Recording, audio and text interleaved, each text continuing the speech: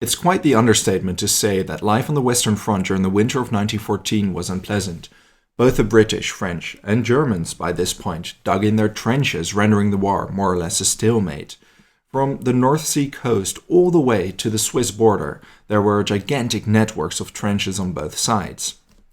In between these trenches lay scorched earth littered with craters from artillery barrages, barbed wire, and the occasional fallen soldier.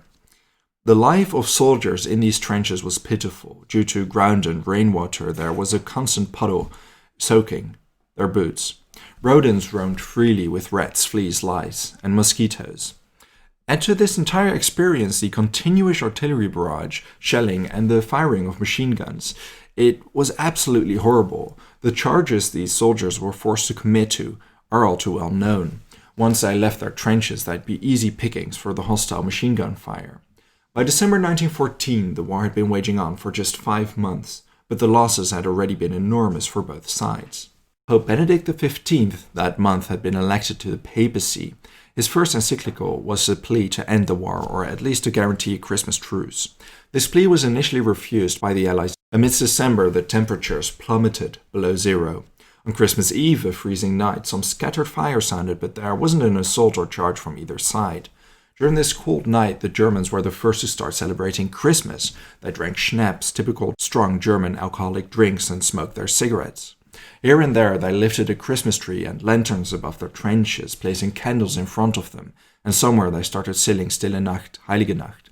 According to a first-hand account by a British soldier, Graham Williams, part of the London Rifle Brigade, stationed in France, after the Germans finished singing, the British figured they should start their own song. At first quiet, but then louder from the British trenches, hundreds of soldiers began singing the first Noel. Following this song, the Germans replied by singing O Tannenbaum, and it continued like that. In other places, events similar to this one took place. According to other first-hand accounts of veterans, the Germans called the Brits over and vice versa, saying "Hey Fritz," "Hey Tommy." Those were the generic names soldiers gave each other back then. A few daredevils climbed out of their trenches and met with their counterparts in the middle of no man's land. They returned to their trenches at night in what was the beginning of a very curious truce. The next morning, on Christmas Day, on both sides, soldiers left their trenches. Soldiers waved at each other, and some entered the no man's land again to shake hands and greet their adversaries. Realizing there would be no shooting, the groups of soldiers between the trenches grew, until hundreds of them were fraternising. They exchanged cigarettes, canned food, and newspapers.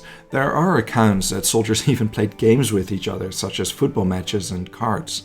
They shared their food and played music together. Aside from the fun and games, soldiers and officers used the truce to collect their dead from no man's land and give them a proper burial. It is estimated that around 2/3 of the Western Front respected the Christmas truce. In most places it lasted until the days after Christmas, but there are accounts of places where the peace lasted until New Year's Day or even further into January. Obviously, Army Command opposed the truce vehemently. It negatively impacted discipline and morale among the soldiers, yet it seemed that the official ordinances by higher-ups didn't help in subduing the Christmas spirit. Finally, when the frost subsided and the snow made place for rain, the atmosphere returned to a warlike setting. It was agreed between German and Allied commanders that they would give each other a sign once the truce ended, so that the war could be continued in a fair manner. As such, there are accounts such as that of a British medical officer who fired his pistol in the air 3 times to notify the Germans they were about to continue the war. After Christmas 1914, the First World War lasted for a little under 4 more years. It would cost millions of young men their lives. Yet this curious event shows that for a short while there was peace on the front, where the cannons and artillery noises halted for just a little while. Thank you for watching this video. If there's a topic or event you'd like to know more about, let me know your thoughts in a comment. I would also really like to thank all my patrons and channel members for their generous support. If you enjoy House of History and want to support my work, consider checking me on Patreon or becoming a channel member. For just $1 a month, you will already gain access to the exclusive Patreon series. Don't forget to subscribe. See you next time.